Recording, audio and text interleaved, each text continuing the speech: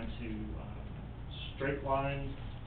straighten some of the routes that we have, make them faster, and you can see some of the comments. There's the customer wanted more frequent routes, they want more direct routes, and so we were able to provide that with them in the ABC. We increased frequency on routes 4 and 6 from 30 minutes to 15-minute headways. So that bus now comes every 15 minutes instead of every 30 minutes on both of those routes, and that added to the other routes that we had, which was the 2 and the 89 that had 15-minute headways as well. And those crisscross the city. We added additional time each day, so our span of service each day, so that we could get more people to use the system who needed it later in the evening to be able to get home or to work, whichever one they needed. And then Sunday. What time is this at? So it's an additional hour. It goes, I think it's from 10 to 11 o'clock. Okay, what was in the morning? What time in the morning, it starts at 5 o'clock. 5 o'clock. That's right. We went into a better connection with a mindset of trying not to add any additional funding to the system, and so we were able to keep it at a net zero there. And then all of our service started on September 5th, and so we've now had 2 weeks now, week and a half now. I've lost track. We've done a lot of work in the last couple of weeks. A lot of us have been out on evenings and during the day and on the weekends trying to make sure that we're communicating with our customers. That's really where Deetra and her work lies, and so really trying to get the information out to everybody.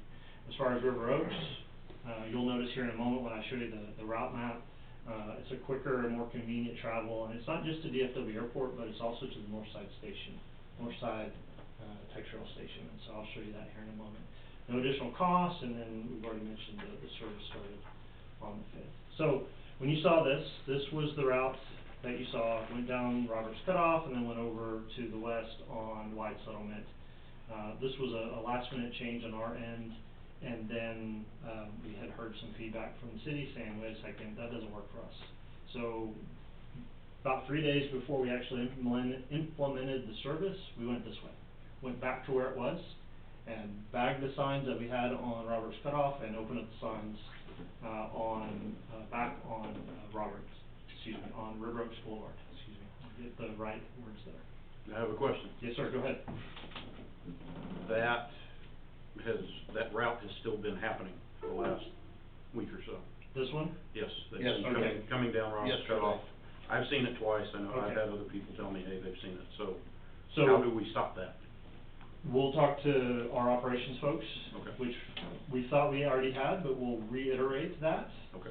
We do have the bags, the bus stops bagged, so the signs are bagged, so nobody is getting on there. So essentially, it's a closed door service between River Oaks Boulevard, White Settlement, and back over to Westward Village. So we need to get on that. Okay. We've shared that information with our operations folks, and they told us that the operators that are running that system know not to do that. We'll reiterate that. So apologize again for that confusion on your end and on our end as well. So what prompted that change anyway? Down to White Settlement along Roberts Cutoff. So we had some comments saying that there's a lot of development that's going on White Settlement, and said, hey, it would be a great idea if there was an opportunity to connect down there, and so that's part of the reason that occurred. Unfortunately, though, we didn't come talk to you guys about that change, and so that's what prompted the conversation between Marvin and Deetra and myself and the mayor. That really, hey, we should have talked to you guys about this beforehand.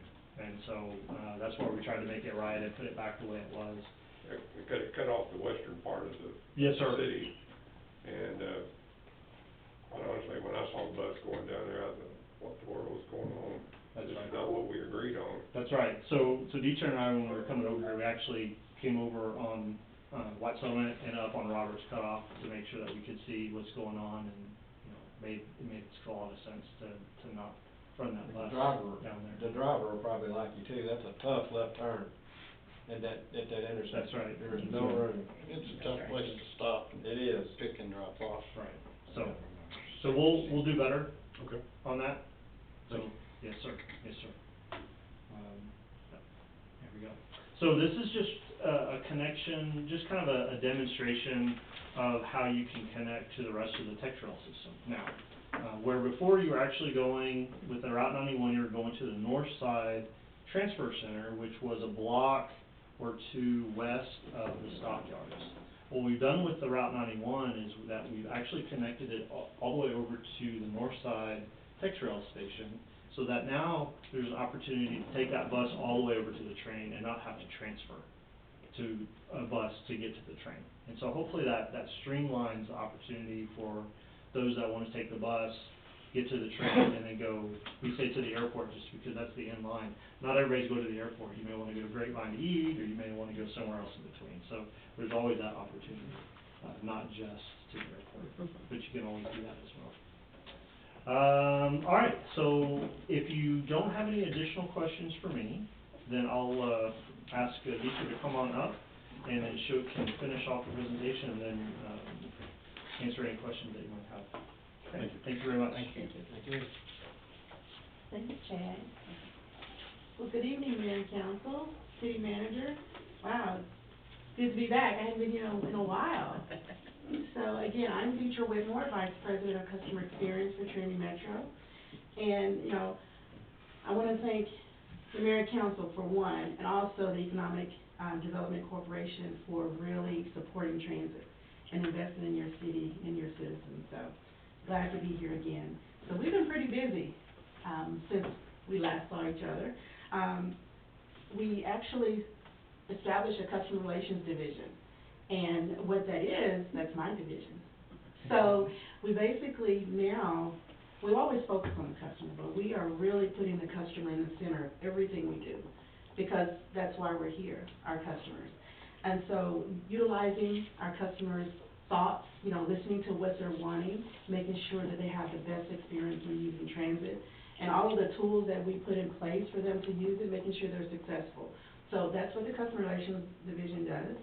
We also started the Transit Envoy program. And you say, what is an envoy?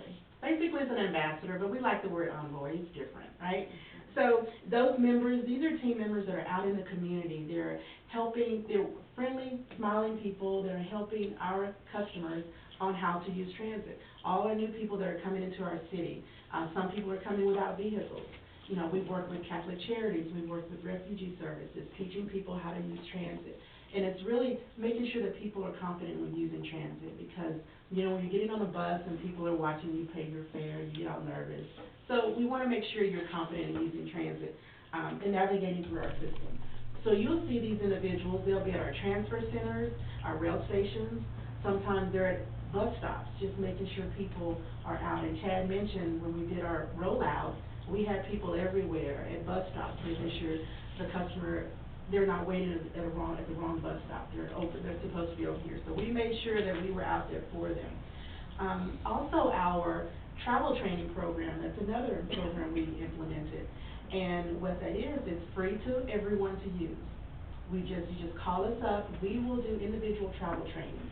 So if you have organizations, we did a huge travel training for a group of seniors before. They wanted to learn how to use TechTrail. So we brought them, we met them at the TechTrail station, showed them how to pay for their passes with the TVM machines, and we rode with them to Grapevine. They wanted to go to Grapevine. So it's a travel training program for everyone. We work with Forward ISD search programs where their students are required to learn how to use transit. That's part of their curriculum.